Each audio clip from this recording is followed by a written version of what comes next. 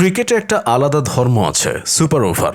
অন্য দলগুলোর কাছে এটা মিনি হার্ট অ্যাটাক, কিন্তু ভারতের কাছে যেন মিষ্টি দই খাওয়ার মতো কাজ, আরামে খেয়ে ফেলা। অন্য দলগুলোর কাছে এটা দুঃস্বপ্ন, বুক ধরফরানি, চাপ সামলাতে না পারার খেলা। আর ভারতের কাছে সুপার ওভার মানে যেন বাড়ির পাশের চায়ের দোকানে গিয়ে এক কাপ মিষ্টি দই খাওয়া। কাজটা একেবারেই সহজ, টাই হলে ভারতের মাথায় কোনো টেনশনই থাকে না, বরং হাসি ঠাট্টা করে বলে, চলো সুপার ওভারে নামে আর একটা জয় তুলে নিয়ে যাই। এখন পর্যন্ত ভারতীয় ক্রিকেট দল মোট 6 বার সুপার ওভার খেলেছে, আর বিশ্বাস করুন বা না করুন, একবারও হারেনি তারা। 6 বারে 6 বারই জয়। ক্রিকেটে যেখানে সবকিছু অনিশ্চিত, সেখানে ভারতের এই রেকর্ডটা একেবারে সিনেমার কাহিনীর মতো। চলুন একে একে দেখি ভারতের সুপার ওভারের গল্পগুলো। প্রথমে 2020 সালের হ্যামিল্টন ম্যাচ টাই হয়ে গেল, সুপার ওভার ডাক পড়লো। নিউজিল্যান্ড ভাবলো এবার বাঁচবো তো, কিন্তু রোহিত শর্মা তখন ব্যাট হাতে এসে বল সীমার বাইরে পাঠালেন, 2 ছক্কা হাঁকালেন। কিউই ফ্যানরা তখন চোখ মুছে ভাবছে, আবার দুঃস্বপ্ন শুরু হলো নাকি। 2 দিন পর ওয়েলিংটনে আবারও একই কাহিনী, আবার সুপার ওভার। কিউইরা মনে মনে বলছে, না রে,